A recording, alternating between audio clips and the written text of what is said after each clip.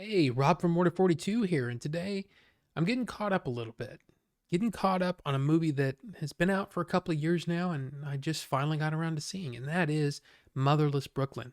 Really excited to talk about this one. So, yeah, if you're new here, make sure you hit that subscribe button. We've always got new reviews, interviews, news, things, all the things. So, yeah, without further ado, let's dig into it. Written, directed, and starring Edward Norton, Motherless Brooklyn, set in 1950s New York, is the story of a lonely private detective afflicted with Tourette syndrome who ventures to solve the murder of his mentor and only friend. The movie also stars Gugu Mbatha-Raw, Alec Baldwin, Willem Dafoe, and Bruce Willis. I'm gonna gush probably a little bit, maybe a spoiler for the end of the review there, but yeah, I loved this movie. I mean, just about everything about it, I really really enjoy it. The performances are amazing. I mean, we've got an all star cast here, and especially even in the supporting cast. I mean, some great actors in some of these supporting roles. One of my favorites was Michael Kenneth Williams as really he doesn't have a name other than the Trumpet Man, and I have to say he's got a gravitas that I just love. I love this guy. I'm always pleased to see him. So yeah, and his there's a couple of scenes with him that are among my favorites in the movie, and they're really almost it's almost like a musical sequence, and it's just there's something about it. I was entranced by this movie. It's just I mean just I loved it. Other actors that I wanted to call out: Ethan Suplee, Bobby Cannavale, and Dallas Roberts play, I guess the rest of the crew, of Bruce Willis's crew, right? Um, and along with Edward Norton, just they paint this picture of this time period that I just love. There's something about it that's almost like a warm blanket, right? It's it's the kind of movie that takes its time but is never, you know, it's never blown out of proportion. It's confident in its storytelling. I just really really enjoyed the ease that this story was told. The look of the film is amazing, right? I mean, it's again 1950s New York, so it's got there's something about that time period that is almost romantic in a way. The way that, and especially the way that it's shot, some of the sort of the almost where the colors a little taken out of the film, and it's kind of got this washed out kind of feeling. I don't know. There's something about it that I really really enjoyed. And then the music. Oh my god, the music. The music was so good, with the almost, noir style sort of trumpet sounds, and then I don't know. There's something about the whole thing, the whole experience is one of those that I just really really enjoy. Story wise, I think there's a lot of things that you can kind of point to that are like that almost like, this whole movie seems like a love letter to that time period and those kinds of films, the noir kind of detective stories, but it's weird. There are things that you sort of see coming like a mile away, just kind of like, yeah, that's no surprise to anybody who has ever seen one of these movies before.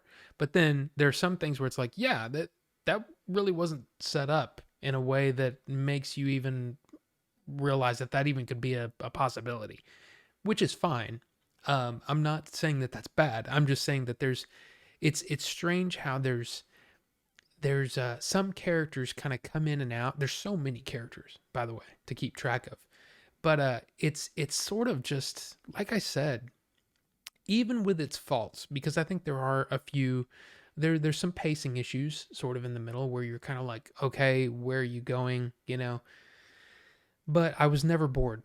I was never bored in this movie, and I think that more people should watch it and give it a chance, because I think it's like I said, it's almost a love letter to noir films, but it's also a really really well made movie in its own right. Each of the actors involved, they bring a seriousness that I guess maybe is just a little lacking in a lot of today's films. I don't know if that's just me or not, but but I mean, everybody seems like they're really, really taking it seriously and really, really trying to give the best performance they can. I mean, even Bruce Willis, and I know, Bruce Willis giving a good performance in 2019, is that even a thing? I get it, right? I mean, I don't like talking bad about the guy, but let's be honest, he really hasn't been at the top of his game lately. And I have to say, even in the small performance that he gives in this movie, it's worthy of praise. I think he did a great job with what he had. And it kind of makes me a little sad that we don't see more from him where he's actually, trying. It's strange how Alec Baldwin has sort of morphed in front of our eyes. I mean, he was almost like just such a good-looking guy that he was always playing the good guy. Can't think of one movie in his early years where he actually played a bad guy. And that's really all he plays now. It's like he's always just playing the bad guy. And it really fits. He really does a good job of making you feel like, I don't like this guy. This guy's a bad guy. And I think he brings it. He brings it more than I ever thought. I was really interested when this movie was being talked about, before its release, because I've always been a big fan of Edward Norton. I mean, ever since Primal Fear, he's one of those actors that just he's not your typical movie star, right? He doesn't have that movie star look, but he's got so much to give as an actor. I just think he kills it. He kills it in everything I've ever seen him in, and it's always nice to see him sort of in a starring role, because he's been nothing but, sort of supporting roles. So it was really, really nice to see that. And then hearing that he also, adapted the story and directed the movie, it's even more impressive. I think that this is not the kind of movie that everybody would be into, simply because it's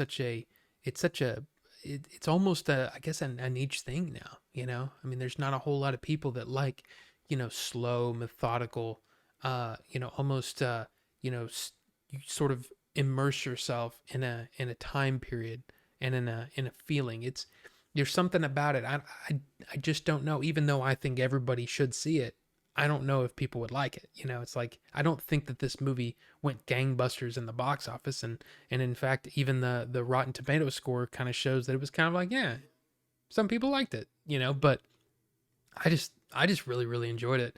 And yeah, I'd probably give this one I mean, if I'm trying to be realistic, I'd probably give this a 3.25 out of 4 stars, maybe even a 3.5.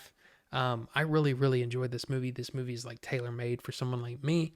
So yeah, look, look, I think everybody should watch it, and I think everybody should give it a shot. I think it's a beautiful movie, a great story, and amazing performances. I had a great time with it. So, Motherless Brooklyn, what did you think of it? I mean, I know it's not exactly the kind of movie that it's going to light up YouTube, with people just, oh man, people just want to know what others think about Motherless Brooklyn. But it's a movie I've been wanting to see and finally got to catch up on it, and I wanted to talk about it. So I'm kind of curious what you think. Did you like the movie, or were you kind of like Rob? I mean, it's okay. It's not that great. I'm kind of curious what you think. Let me know down below, and we'll discuss it. So yeah, thank you so much for watching, and we'll see you on the next one.